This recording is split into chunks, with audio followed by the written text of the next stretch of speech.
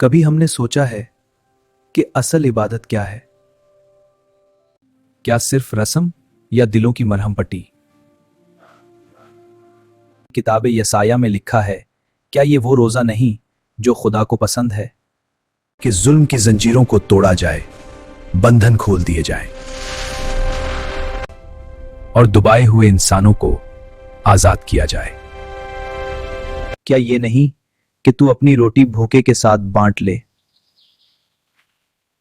कि तू मुसाफिर को अपने घर में जगह दे दे? जब तो किसी को नंगा देखे तो उसे लिबास पहनाए और अपने ही इंसान से मना ना मोड़े। यही है वो इबादत जो आसमान तक पहुंचती है। यही है वो रोजा जो जमीन पर रहमत बनकर उतरता है।